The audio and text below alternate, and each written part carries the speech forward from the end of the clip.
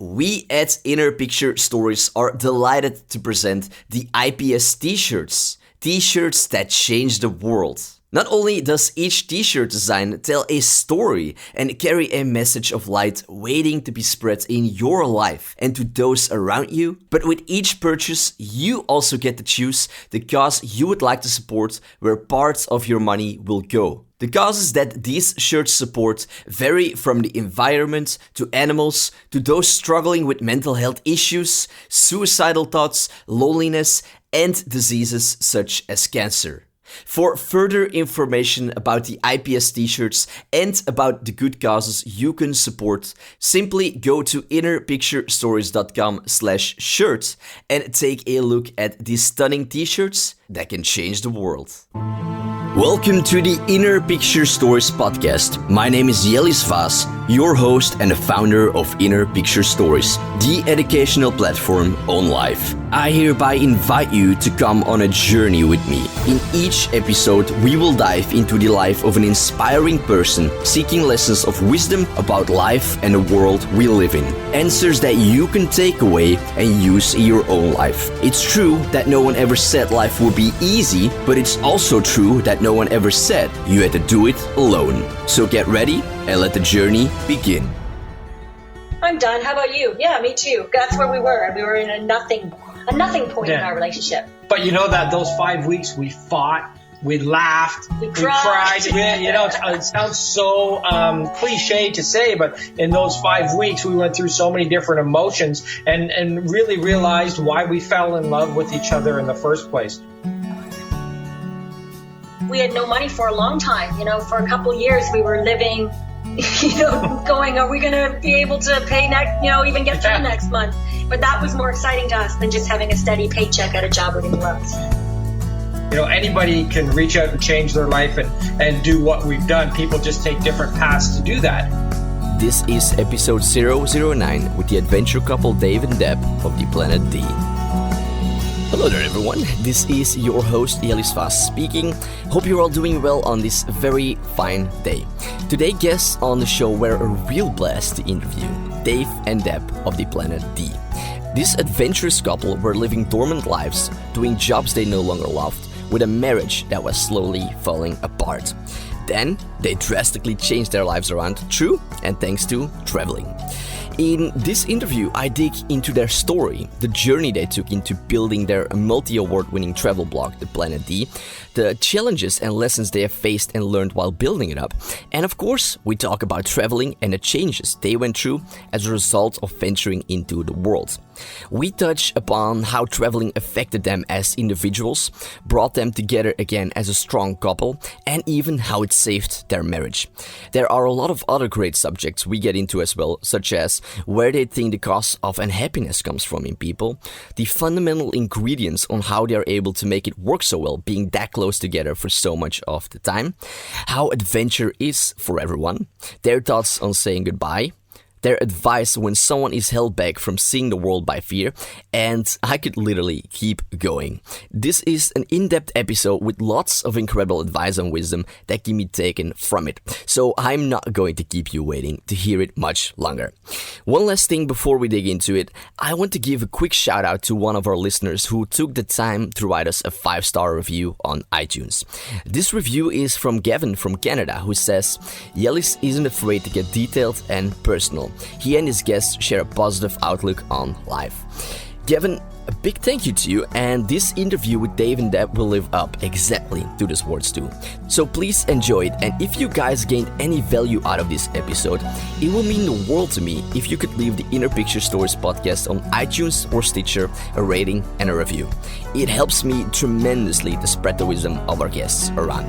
With all that, enjoy this interesting conversation with multi-award-winning travel bloggers, Dave and Deb of the Planet D.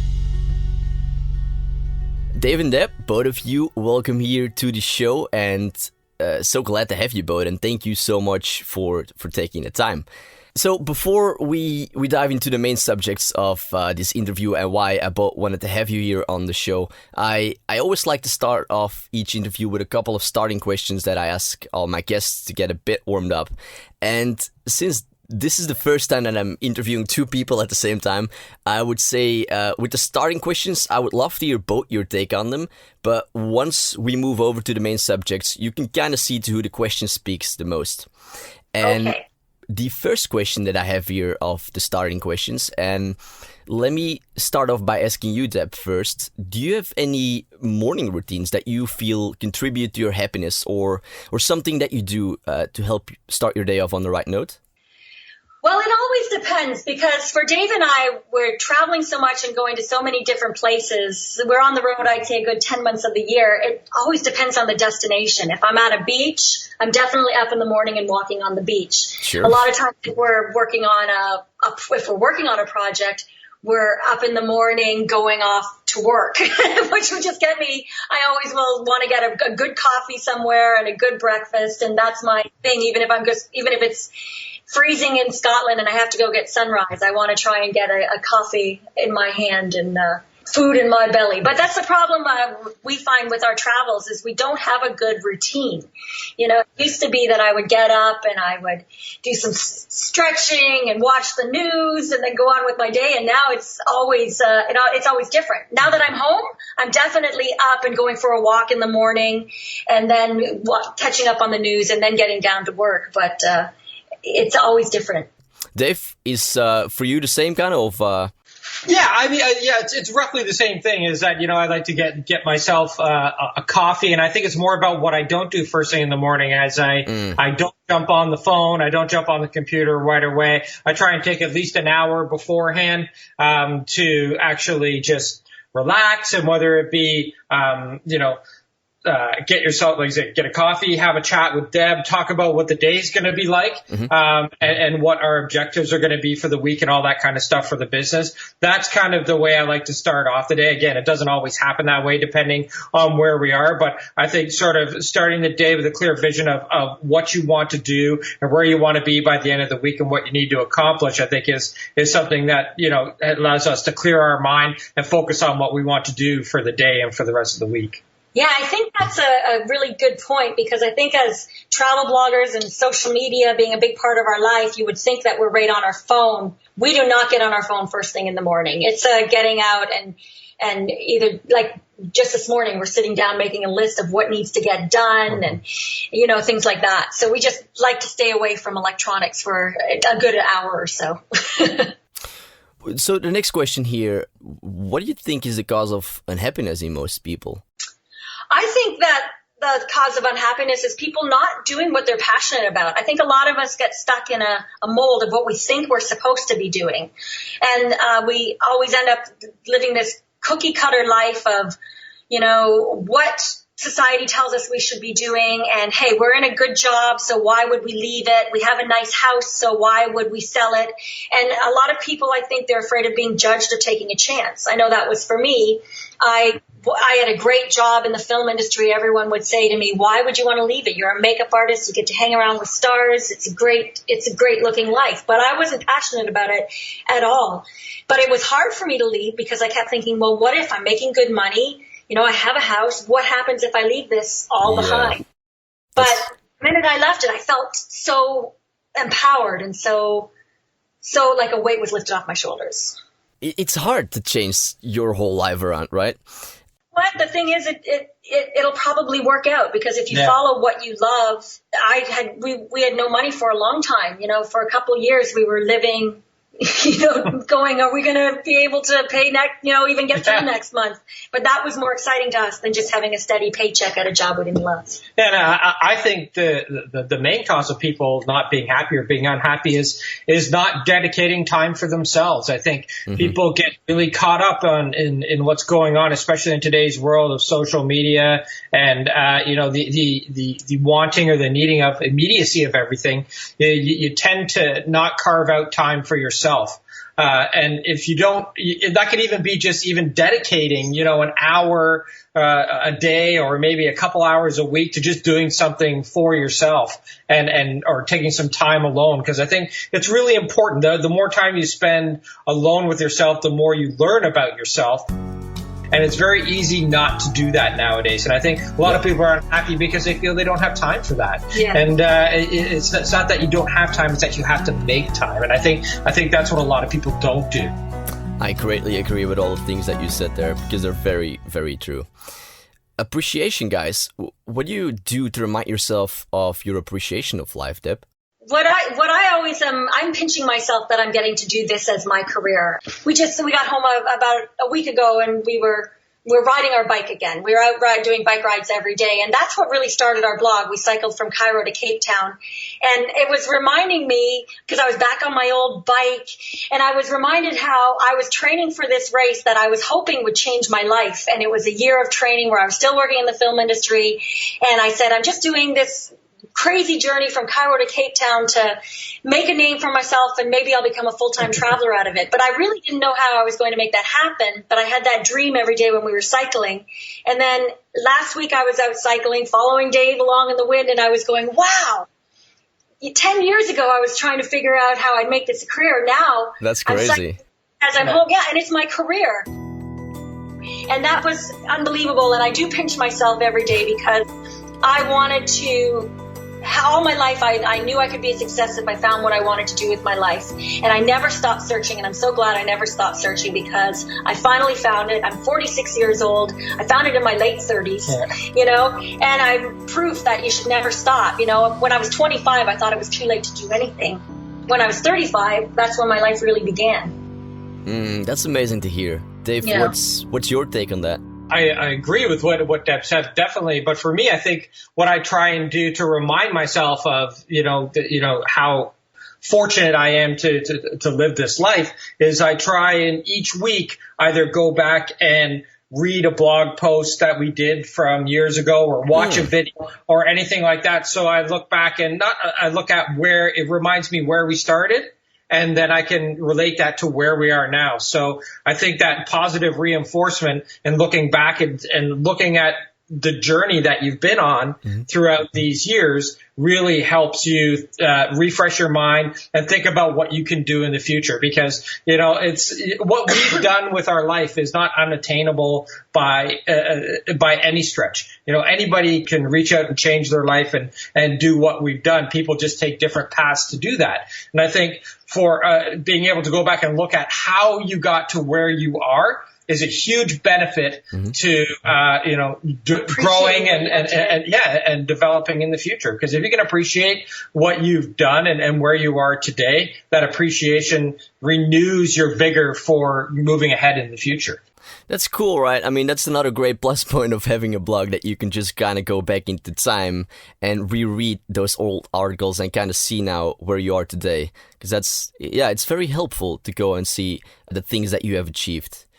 It is, and I think about before we had the blog, we used to even do that with our journals. I used to be a big journaler. I shouldn't say we. I wrote the journal, but then Dave and I would sit down and read it together from our travels and get all excited again. We'd look through old photo albums. So because there's all those moments you forget, and all that kind of stuff, and to relive them again, go back and remind you of what you did or how you felt in that moment. And I think we're very fortunate to have those journals and everything to go through when we travel.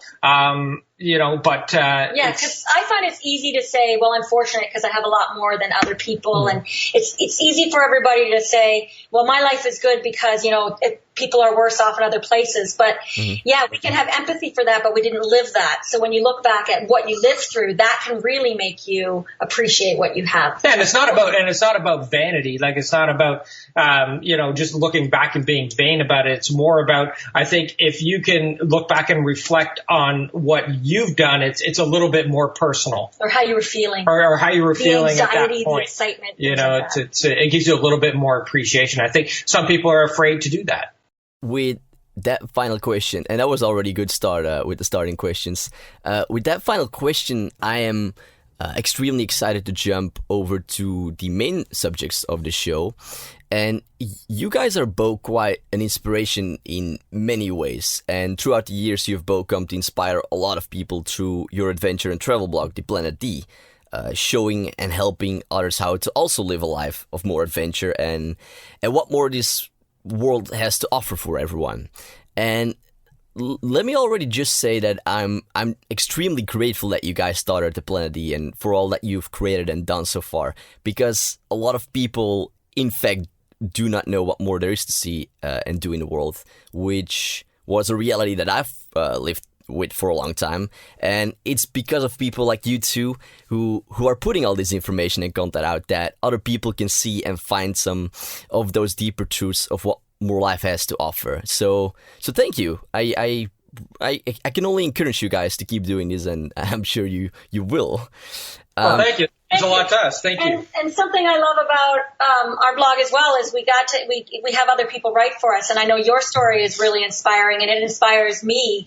And I think that's what I love about the Planet D is we try to share other people's inspiring stories, because I think the world can see us, especially now we've been doing it a decade. They can go, yeah, well, that's you. But when we share people's stories of everybody sharing how they changed their lives, then that can really inspire other people's too. And that's why we started that inspiration series and want to have other people write for us, because I think the whole world can learn. There's so many other people out there that are doing great things like you. And that's how we met, from the post you wrote about how travel can change a life. So no, it's definitely a good idea to do that. Before I'm going to dig within some questions about the Planet D and about traveling, I like to start off with this question here. How did you two meet each other? We met the old-fashioned way in a bar. Okay. Actually, in a bar that I was working at, and Deb was there actually celebrating her birthday with a bunch of her girlfriends, and we had the same cowboy boots. Believe it or not, that's dating ourselves. This was back in 1991. It was a very Canadian moment. Blue Rodeo is a Canadian band at the time. There was a Blue Rodeo cover band playing, and they're very like country rock. So in the 90s, early 90s, we had cowboy boots, and Dave and I had very similar cowboy boots. And my roommate looked down at Dave's boots and yelled, you have the same cowboy boots! And then the rest was history. After we saw we had the same boots, we were dancing with our boots and synchronicity. It was quite funny. Do you guys still have those boots? Oh, you know what's crazy is we don't. We wore those boots out. Yeah. We knew it would become a story one day, But, we didn't. We were poor college kids at the time, so we just wore those boots every day. And eventually, I even got them resold a couple times. So. But then it was like, it was that night ended, and then I asked that was on a Friday night. I asked her out on a date on the Sunday of that weekend, and we went out, and it was like we'd known each other all of our lives. It's sort of like it's like one of those moments that you probably only ever have once in your lifetime, and that you realize that you're with a person that you just know you're meant to be with for the rest of your life. So to have that kind of that kind of epiphany or that kind of moment is something that obviously doesn't happen to everybody, but we were fortunate enough to have it happen to us when we were so young. That's a very nice moment. That's very beautiful to hear. To get a little bit more backstory, what did you two do before you started the Planet D? Well, we did quite a few things. We were musicians. I was a drummer and Deb was a singer first when we first met. And then after that career, we moved on to the film business. We both worked in the film business for quite a long time, for like 15 years. I was a gaffer, the head of the lighting department, and Deb was a makeup artist. And we did that for quite a long time, and it was from there that we transitioned out of that into blogging, mainly because I was doing feature films and Deb was doing TV, and we'd never ever see each other. I'm on a movie working 7 days a week, 15, 16 hours a day, never get to see each other. So we really wanted to find something that we both loved and we could do together, and that ended up being the Planet D. Could you tell me just a little bit more how this crazy adventure happened of creating the Planet D and becoming travel bloggers? Where did all this kind of started? Well, it all started working in the film industry in Toronto. We took winters off to travel. The film industry basically shut down at that time. It doesn't anymore. It's grown so much. But when we first started, nobody shot anything in the months of December, January, February. So we found it was cheaper to leave Toronto and either put our stuff in storage or sublet our apartment and go traveling than to stay. So we started traveling, and that's when we really fell in love with travel. Mm-hmm. And we searched for the next 7 years. Our first trip was in 2000. And after that, we would search. We were like, we were always looking for ways to make travel a career. We said, we love this. We want to make it a career. It's just changed our lives so much. So at one point we were thinking of running cycling tours. Another point we went to get dive masters because we said, well, we'll just teach scuba around the world. Mm-hmm. We considered buying a bar in Belize, and then we realized, well, that's not travel. We'd be stuck in Belize. Yeah. But we looked for so many different ways. And then it was finally in 2007 that we saw the Tour d'Afrique. It was a cycling race from Cairo to Cape Town. And we said, let's sign up for that. So we signed up for the Tour d'Afrique. And we decided to pitch a TV show. That's because we had a TV background. We said, let's pitch a show. Let's do these crazy adventures around the world. And this would be our first one where we would go cycle from Cairo to Cape Town and pitch a TV show about doing epic adventures with ordinary people doing extraordinary things. And the Tour d'Afrique asked us to start a blog for people to follow the race through Africa. And that's when we realized that, hey, this blogging thing is kind of a big thing because people started following our story and we were getting a lot of people starting to read about our travels. And the TV show didn't really take hold when we got back. So we decided to use the cycling trip to springboard ourselves into the blogging world. So, and that was back in 2008. Yeah, we did. 2007 we started the blog. 2008 we did the cycling race. We came back and tried to pitch the TV show. And that was still our dream, and that failed. And then we went back to the drawing board, and in 2009 we left and did our blog full time from there. So the blog really was 2 years in the making before we even decided to go try and do anything with it. Yeah. So you guys have the Planet D for about 9 years now or something, right? Yeah. I was just looking, our very first blog post was in 2007, but that was me just writing about the training I was doing for the Tour d'Afrique. Yeah. So it was funny. Because today you both have achieved a lot of things with the Planet D and have even earned some incredible awards with it. However, this journey you two took in building this travel blog, the Planet D, it's not as easy as many people might think. And I'm sure a lot of people, when you tell them what you two do, will call you guys lucky or something along the line that they would love to do this too. But many times not understanding the actual facts, what it takes to build this all out. Starting this career as travel bloggers, what were some of the hardest moments building the Planet D out that you feel not many people realize is part of it? I think some of the hardest things is the amount of time spent not just producing content, but actually marketing yourself and getting out there in front of people. And I think that doesn't happen magically. I mean, back when we started, there wasn't Instagram, there wasn't we're really doing a bunch on Facebook. Yeah, there wasn't Facebook pages or anything like that. Really, the thing we started on was Twitter and getting ourselves out there because that was sort of the only social media platform that likened itself to what we were doing. So, and we would spend hours a day on Twitter.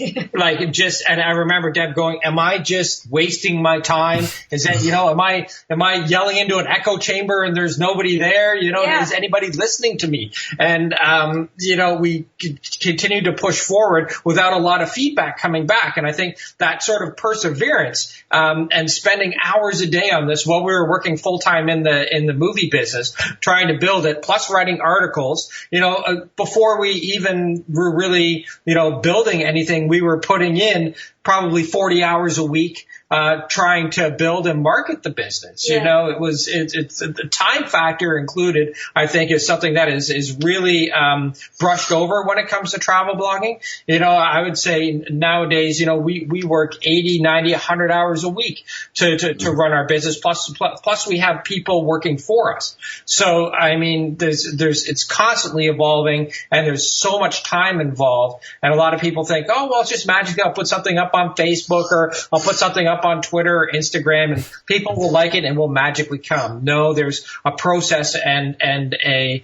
plan behind everything. And plus, patience is such a big thing too. I mean, it takes time to build anything out, and it's hard. It's really hard to have the patience sometimes to see it being developed through time.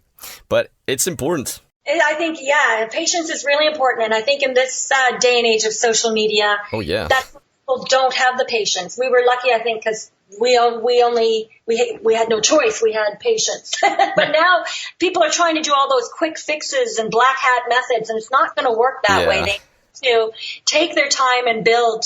And if you develop that voice and that unique voice and interesting angle, people will eventually start taking notice. And we had a plan, like we knew that we decided that we were going to be on the road for 5 years to develop content and be out there to get the experience to call ourselves travel experts. There's so many people out there that they take a 1-year trip around the world and consider themselves travel experts. Or there's people that are just taking a 1-week sponsored trip and saying they're travel experts.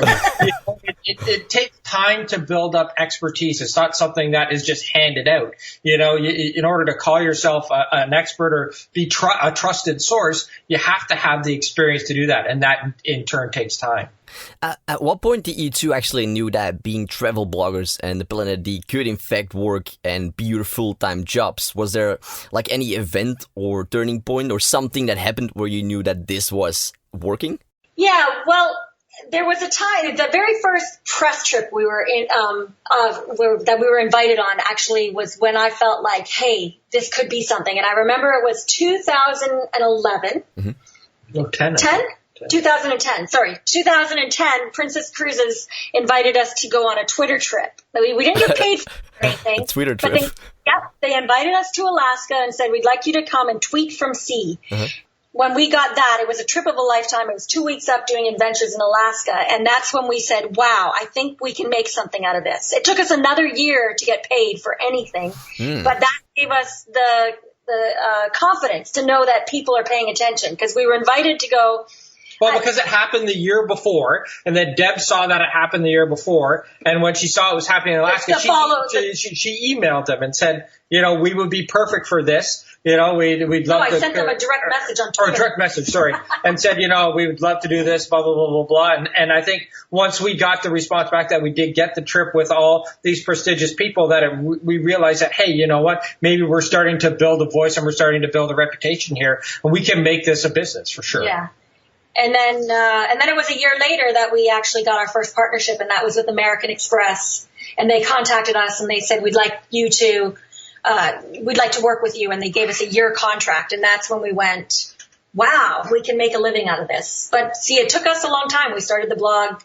Our first post was in 2007. Our real blogging started in 2008. And it was 2011 that we actually started making some cash. It's crazy in a way, but it's always so good to hear that things take time and it's very hard. Like I said, it's very hard to have the patience, but if you can stick with it and if you keep working very, very hard, you can definitely make out of anything something. Yeah, and I think we had a lot of things fall into place because we did save up some money because we didn't have a house anymore to go, and we went and traveled in India for a year, so that's how we could make our money last. Mm-hmm. And just when we were running out of money, we sold our very first ad, which was $25 on a sarong post, but they bought a $25 a month for a link to a sarongs, and then they said, well, buy 4 more. So we got $1,200 out of them, and we went, wow, this will give us another month. So that was exciting. So we got money just at the right time. So we always just seem to get something to keep us going long enough when you are thinking, I have to give up and go home and go back to work. So I'm not going to ask too many questions about how to start a travel blog, as I will more want to focus on the story of you two and traveling. But I do want to ask, as it will be a bit of a missed opportunity having you two here, what's one or some of the best pieces of advice you've received over the years that helped you both a lot in building this successful travel blog, The Planet D? Well, definitely about having a bit of self-promotion. That's been the biggest thing. Being able to, I think, it is kind of ingrained in us as Canadians we feel ashamed bragging about ourselves or something like that. So if we had an accomplishment or something really good that happened to us, we felt weird saying, hey, look what happened. And we had to train ourselves. And it was actually my mom. I remember sitting there with my mom saying, how am I going to tell people about myself? And she said to me, well, if you don't start promoting yourself, who will? It's not like you have a publicist or anything. True. That's when we started learning of the art of self-promotion in a way that's it's really important to balance the fine line, because you're promoting yourself, but you don't want to start going around, look at how great I am. You know, we don't want to be doing that. So balancing that, learning to promote yourself in a really good way is important. Also, being true to yourself. That's it. You know, one of the first sort of advice that we got is like, don't be lured into copying somebody else or trying to be somebody else. They're living their life and living their passion, and that's not necessarily going to be yours. So you need to find out what yours is and be who you are. You know, we were just actually at a conference earlier, a little bit ago in Bucharest, and we had a person ask us, you know, and this is what I'm doing, you know, I don't know if it's right, and I don't know whether I should be doing this. And Deb's piece of advice was, you know what, you're doing it right because you're being yourself. And you know, she was so appreciative that she's like, that's the best advice that I got this whole weekend, is that, you know, to have that the affirmation or the being told again that just being yourself is enough. And that's what allows you to be an individual and allows you to stand out in this crazy world of so many people trying to get into travel blogging nowadays. Everybody says, how do you stand out, and how do you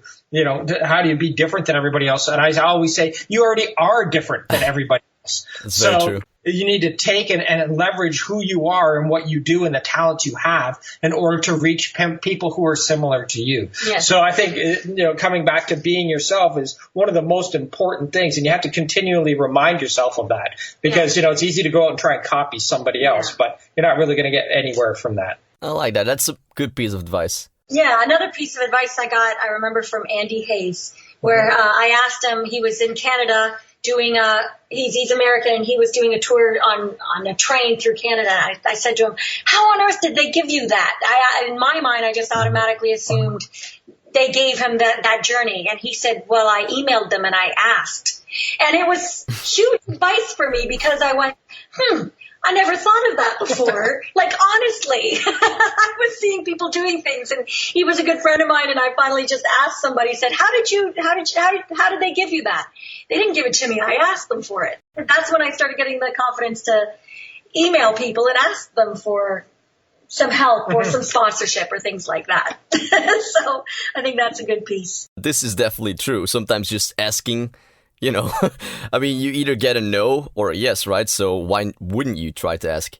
Yeah, or even asking other bloggers for advice. We get people emailing us all the time thinking we won't answer back, and they're shocked if we do, or they'll apologize for asking, saying, I don't know you, but I have this question, and I have no problem answering people if they have a question. So it's not having the fear of asking people for advice, or even asking people some self-confidence definitely helps. Yeah. Mm-hmm.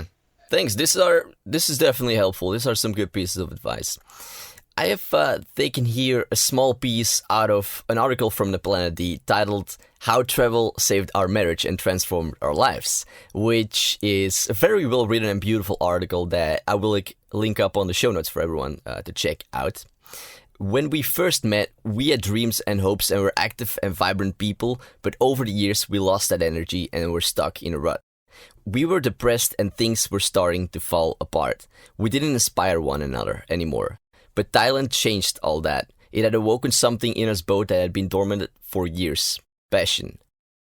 There are quite a few articles on the Planet D, and not just alone from you guys, as you already mentioned, but also from other people, all mentioning how traveling not alone impacted and broadened their vision about life, but also them as a person. And for me, traveling even saved my life. How do you guys feel, and this is more a question individually for both of you, but how do you feel that traveling came to change your priorities in life and you as a person? How do you both feel for yourself that traveling affected that?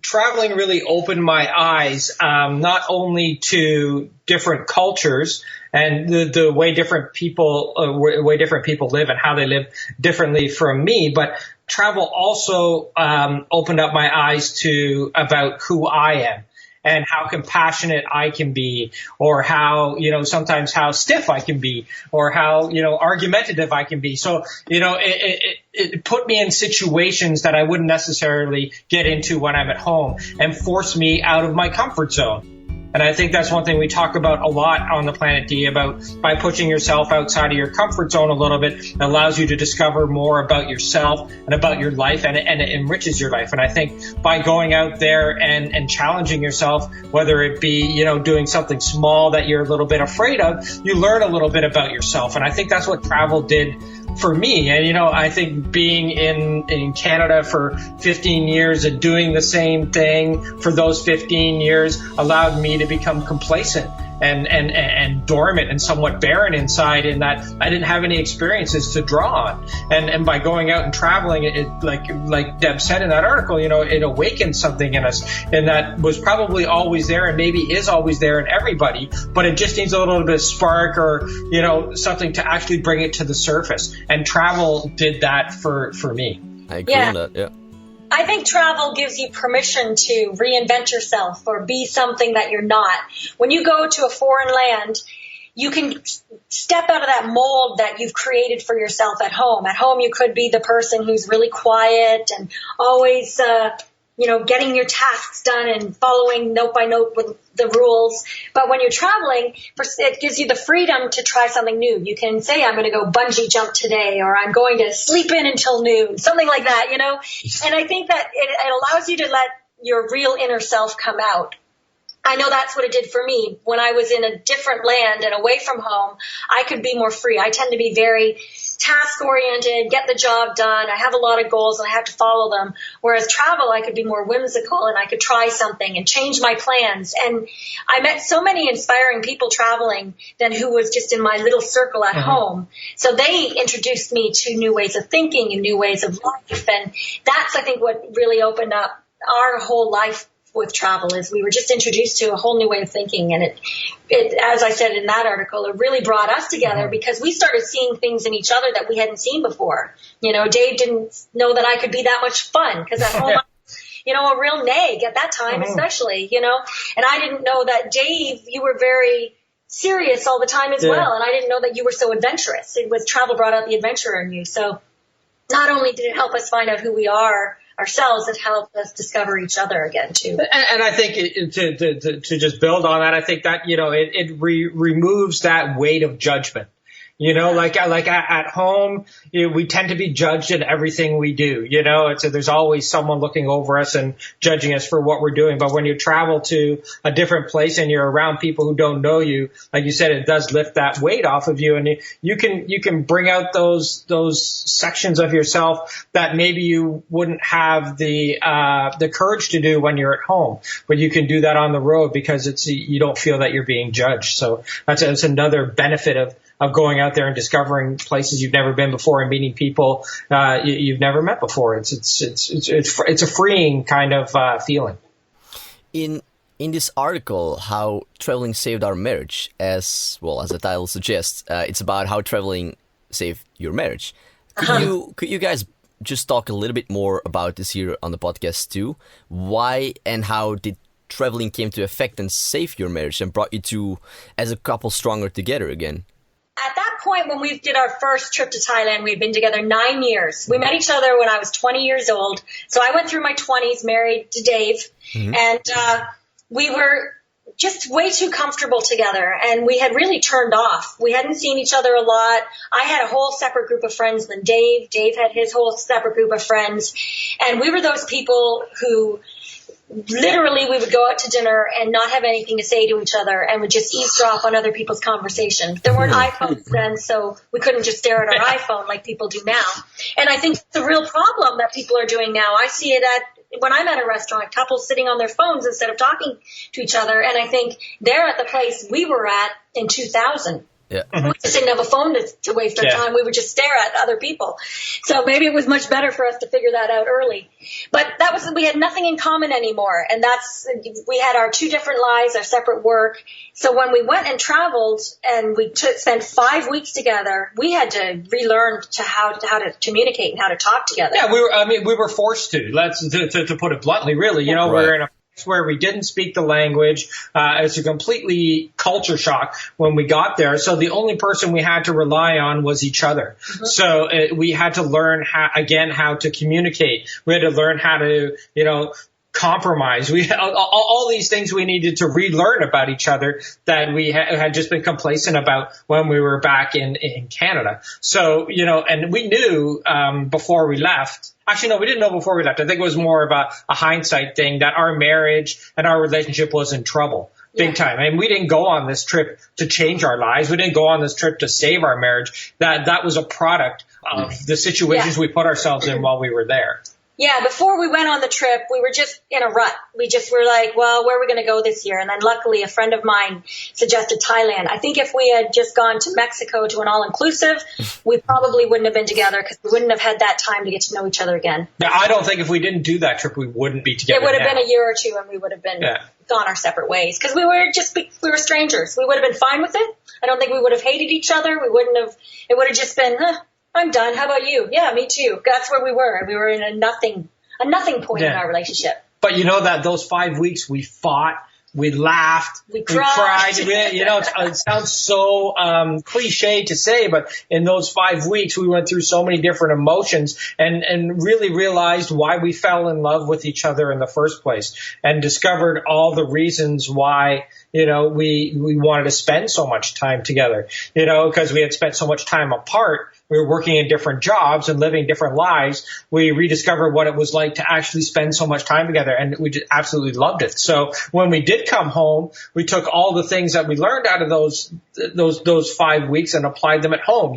We spent so much more time together, and adventure became a huge part of that. We took up rock climbing, mountain biking, scuba diving, everything that we could do and we could go out and do together. And I think that was not only the catalyst for us being together now, but also it led us right into starting the Planet D. We didn't know it then, but that's what introduced adventure into our life, and that really became the basis of what the Planet D started on. It's so beautiful to hear how traveling did all this for you guys and brought you two so much stronger again together. It's like such an incredible thing if you are somewhere stuck in a relationship to just go and travel for a month or something to kind of relearn each other, because if, like you said, it forces you to work together and to having to learn or relearn each other again. You both spend a lot of time very closely together, and first of all, because you two are you travel full time together, but also you're both running this business, the Planet D, and I have the feeling that, sadly enough to say though, but that many people would go crazy being that close all the time. Now, I'm not saying that you two don't need your alone time, because everyone needs this, but still, you two spend a lot of time very closely together, and I feel like you're both, like, you guys are the perfect couple to ask this question to. How do you feel that you're both able to make this work so well, of being so close together a lot of times? What are some of the fundamental ingredients as a couple that is allowing this to work so well? Well, I think number one that has been huge for both of us is compromise. The meaning of that word became evident to me when we were on the trip in Thailand, and that, I have to compromise and do some things that Deb really likes to do that maybe, initially I would never even think of doing or even want to do. And by opening myself up to those different experiences and compromising it allowed us to do more things together. And even now in business, it's even more important because we both come to the table with different ideas of how we want to do things, because obviously we're individual people, right? So, but we both make concessions, and I think concessions on both sides or compromise is the key to not only success in business, but working together in business, but also as a relationship, as a couple. Yeah. And I think another key component is neither of us hold on to things. We're not grudge holders. We're very much about we'll argue and we'll argue hard in the moment. But 10 minutes later, once it's over, we're right back to normal. It's not something where I'll sit and hold that against him and bring something up a month down the road or anything like that. We're really good at having an argument and then letting it go. And that, I think, is really important. The motto you two live by is that adventure is for everyone. Could you both explain a bit more the thought behind this motto and why exactly this is the motto that you two live by? Yeah, I mean, the motto is sort of the mantra that we live by. You know, we always thought, you know, when we first started the Planet D and we were talking about adventure, there were always people that we looked up to, obviously, you know, but they were doing things that were unattainable, you know, summiting Mount Everest and all these crazy things that I probably could never do. And luckily, the definition of adventure changed over the years. So now there's soft adventure, there's different adventure, and that's sort of how we lived our life. Adventure is for everyone because it's different for everybody. You know, adventure can be going to a market in Marrakesh for the very first time, or stepping off the plane in India, you know, and having major culture shock. Or adventure could be, you know, jumping out of a plane or summiting a mountain. It doesn't matter. Adventure is for everyone. It just depends on how you define it.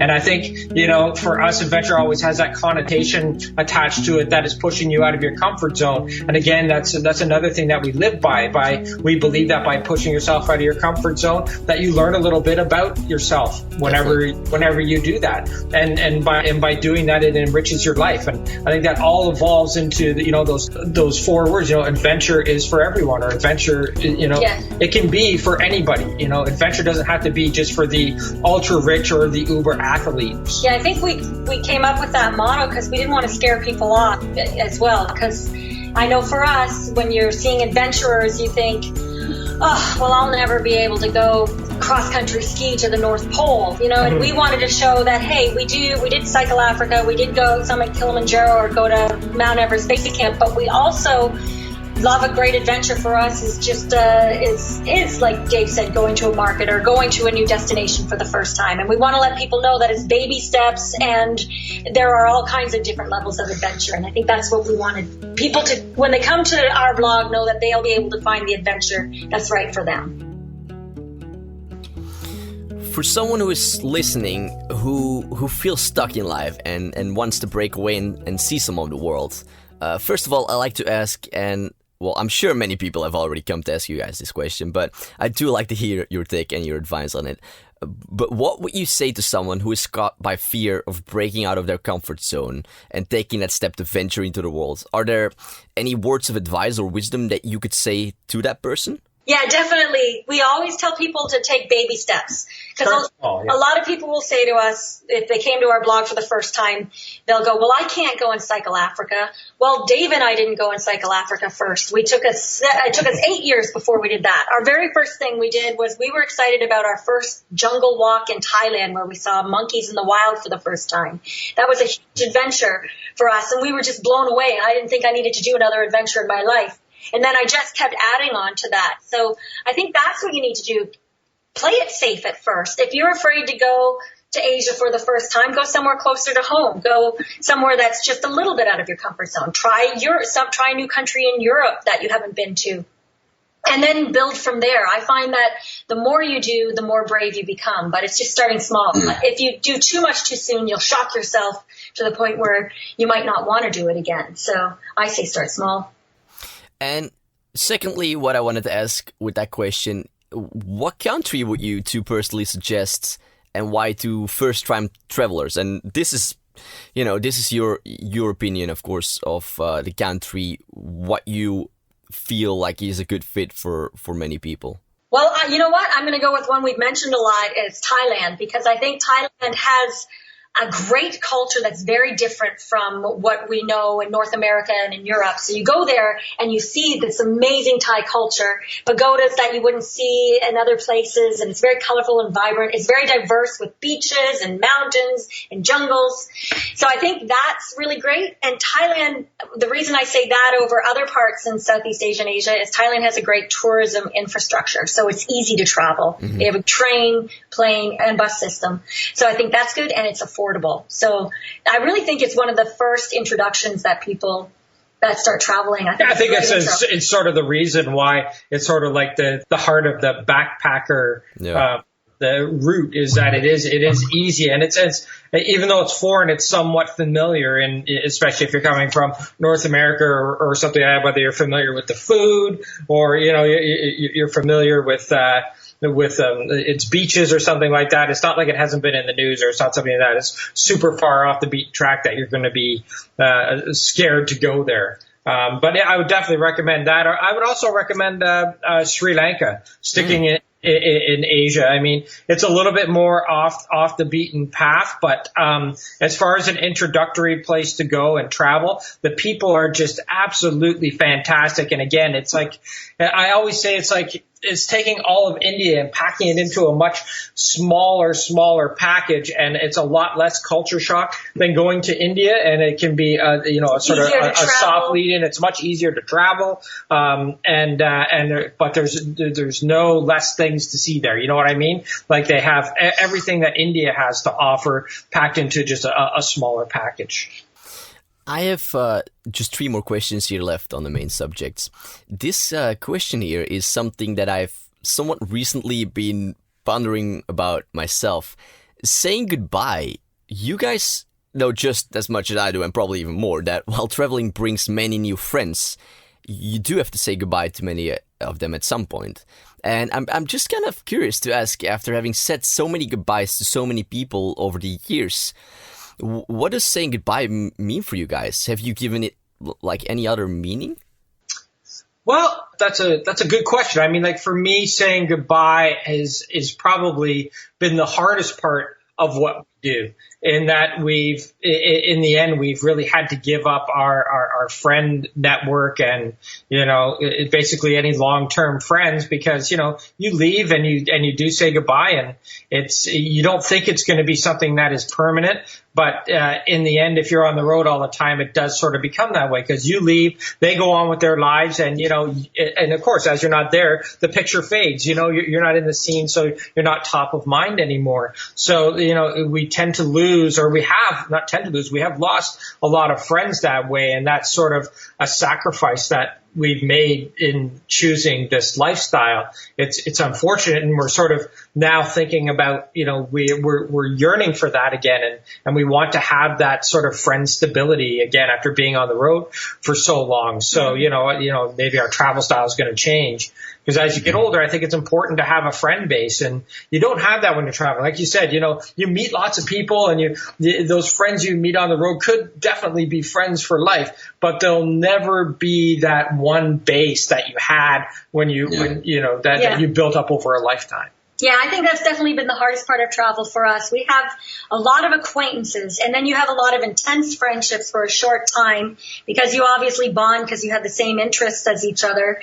But then you end up leaving and saying goodbye, and you'll be friends on Facebook, and you might see each other again. But it has been tough to lose that friend base. Like we have, as we said, we have a lot of acquaintances, and we have a lot of old friends, but now we're at the point where we don't have a base, like that circle of friends. Circle of friends, that's the word I was looking for. So. But to that end, goodbye doesn't have to be goodbye forever. We're reconnecting with friends now that we're spending more time here, and starting to build that friendship circle again around or from the base that we already had. So, whereas a year ago I would answer that question differently and say that, saying goodbye into a lifestyle like this is sort of permanently saying goodbye to those people who were part of your life before, where it doesn't have to be that way. I realize that now. Yeah, and the way that I'm also trying to see upon it is that I appreciated at least that I had a chance to spend, or that I had a chance to meet that person. Saying goodbye is very painful, but I'm trying to go to the other side mostly to just think and say to myself that, at least I had a chance to meet that person in my life. So that's mostly helpful for me to not go and be sinking down into that painful feeling of saying goodbye to that person. Yeah, exactly. And with the world being so connected now, it's not as bad. Yeah, that's true. Like, we traveled before there was any kind of Facebook or anything like that. So when you said goodbye, we didn't even, our first year, I think we just started having email in 2000. Mm-hmm. Dave and I were very late bloomers when it came to the internet. So we didn't even exchange email addresses with anyone, No. We didn't. And so with the people we met on our travels, we never saw again. But it's funny because they have such a strong impact on my memories and my life. Yeah, definitely. And I haven't seen them since 2000. From all those years of of traveling through different countries and the many adventures you two have gone on. Are there any handy and useful travel tips or discoveries you feel not many people know about that have been a big game changer in the way how you travel? And this doesn't have to be like a huge discovery, of course. This can be something very small as well. Yeah, I think for us the biggest thing has been when we hire local guides. When we don't book. A lot of times we don't book the trip in advance. When we climbed Mount Kilimanjaro, we landed in Arusha, and then we took a bus. Actually, we met a guy at the airport, and the taxi driver said, "I know a good company if you want to try." And we saved, first of all, so much money, and then it was a great company, and I always recommend them. They're Kessie Brothers Tours, and I don't work with them or anything. I just paid them to do when we climbed Mount Kilimanjaro, and it was the best experience. And we probably paid a fraction of what normal people would pay for Mount Kilimanjaro. And we did the same thing when we climbed Everest Base Camp. We just landed in Kathmandu and then walked around to the different outfitters until we found one we were comfortable with.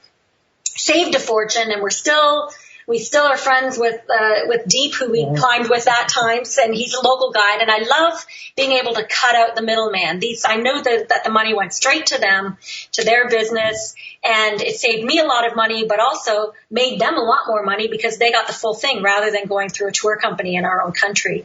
So that's our big thing. We always, in Myanmar, when a guy met us on a bus, he just came on looking for foreigners and said, "Hey, do you need a guide?" And we hired him for the next 3 days. And Sri Lanka, same thing. Yeah. So it's just, I think that's been always our best thing. Definitely. And that lends itself to another thing I always say is don't be too planned.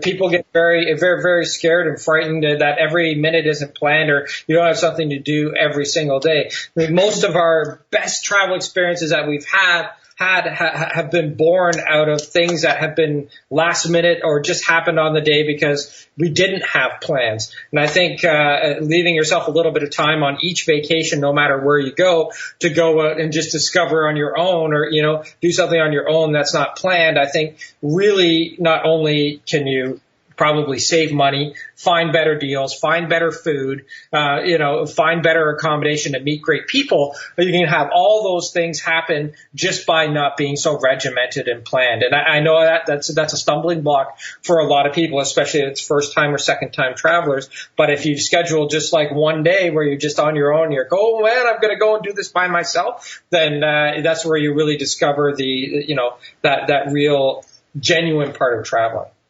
So the last question that I have here on the main subjects, and I'm curious to ask, how does the future of the Planet D look like? Are there any exciting future plans you two are currently working on for the Planet D that you can already reveal a bit about here?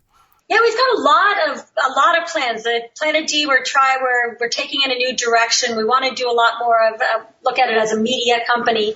We really love working on video and photography, and that's something that we really want to start focusing on more. We have a lot of great travels in the work. We're going to Tanzania, Kyrgyzstan. Now, where else are we going? Well, Ireland. Azerbaijan. Yes. So we have a lot of great travels, but the Planet D is always evolving, and Dave can take over and take some stuff now. Yeah, I mean, the future for us looks like there's going to be a lot more video content in there and a lot more resources for our readers. I feel that we have such, we've done a pretty good job up until now in providing our readers with information, but it's quite scattered throughout the blog. So for us, we want to bring it together to give travelers who want to travel like we do and like we have the necessary resources to go and do that. So not only will you come to the Planet D for us and our delightful personalities, but you will also come there for information and more in-depth things so that you can plan your own vacation and push yourself out of your comfort zone, do what you want to do, and we can guide you along the way. Yeah, and I think that's important in this business of blogging to constantly evolve.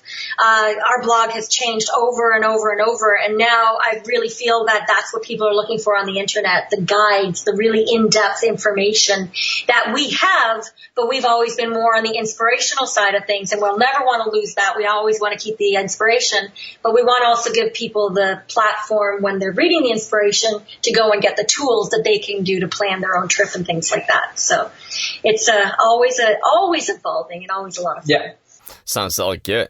Guys, both of you, thank you just so much already for all the great insights and advice you gave. It's much appreciated. Thank you. I hope we haven't talked too long. We tend to do a lot of talking. Oh, no, definitely not. Of course not.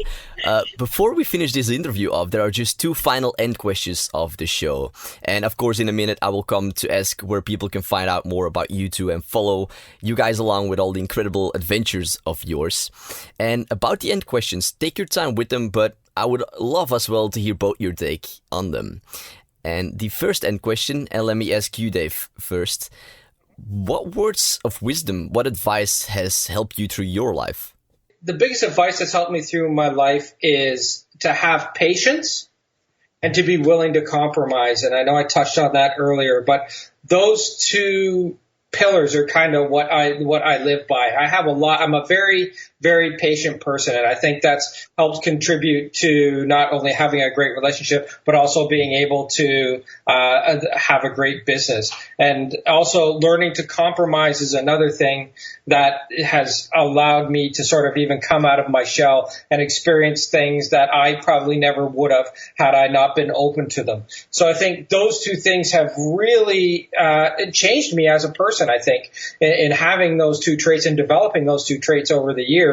And I've changed, people say that, your personality grows, your personality changes as you get older. And I agree, but you have to sort of, massage it and steer it in the direction that you want it to go. And I think those 2 things are having those 2 qualities has allowed me to do that in my life.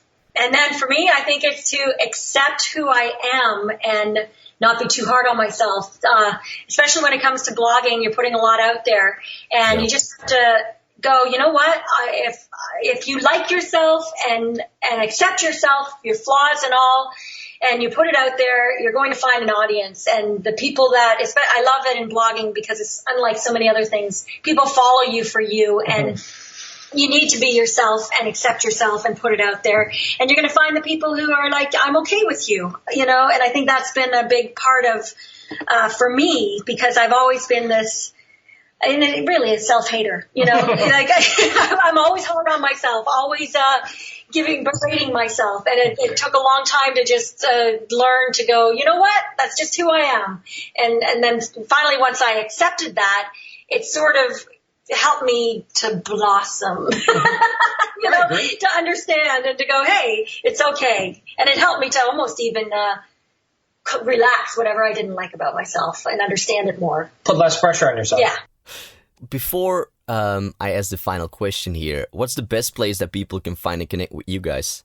You can connect with us on theplanetd.com and on all of our social channels, Facebook, Instagram, Twitter, Pinterest. We are The Planet D. So you can find us on every social channel there, and on YouTube as well. You can find us at The Planet D. So, it's pretty, we keep our brand pretty consistent. Yes. Perfect. I mean, I will link this up on the show notes for everyone to find.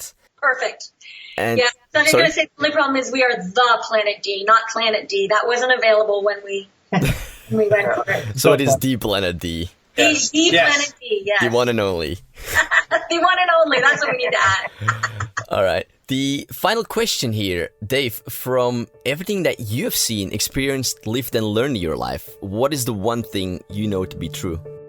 The one thing I know to be true is that travel can change your life.